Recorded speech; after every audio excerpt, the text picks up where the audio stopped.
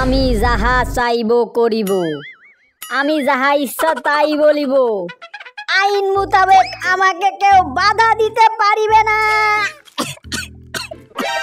বলবার এক কথায় আছে না, কাকরে যতই তুমি ময়ূরীর পাখনা লাগাই দাও, দিন শেষে কাক কাকই থেকে যাবি।